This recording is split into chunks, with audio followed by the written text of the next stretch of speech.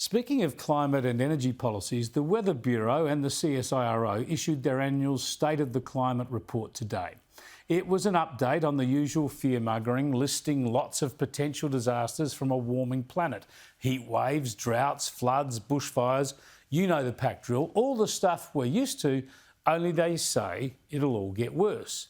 They never mention any of the benefits of global warming, by the way, like better crops or maybe fewer frosts, fewer cold-related deaths, better rainfall in some areas. No, it's all bad, all downside according to these sorts of reports, which kind of gives the game away, doesn't it? Anyway, the key thing to remember is context, the factual context that most media ignores, that they in fact censor it. Instead, they go with the same stuff. Warmer temperatures are all bad, it's all happening quicker, super quick, and buying electric cars is going to fix it. I mean, it's just inane.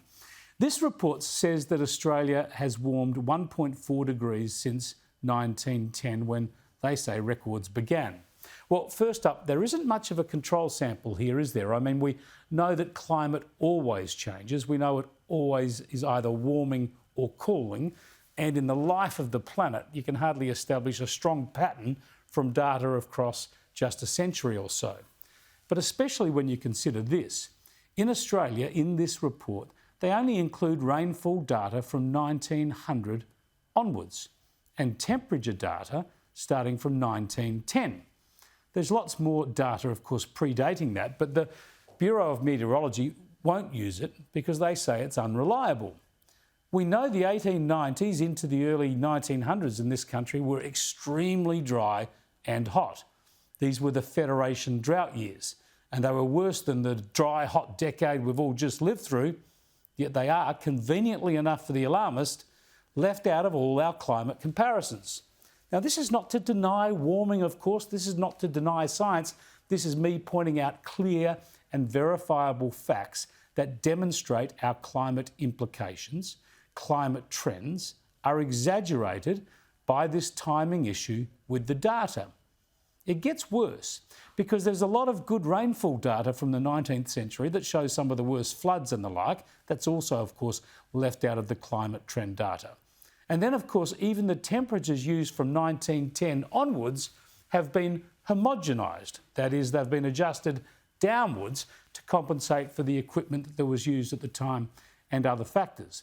That's how we get the crazy situation of maximum temperature records announced now, as I've shown you before, when the same locations have actually recorded higher maximums in the 1930s. All this, obviously, further sharpens any warming trend in the data. The data starts just after one of the hottest and driest decades, and we lower the temperatures in the following decades before we compare them with current conditions. Don't expect any of this context to dampen the alarmism and catastrophism that we see in politics and media circles, though.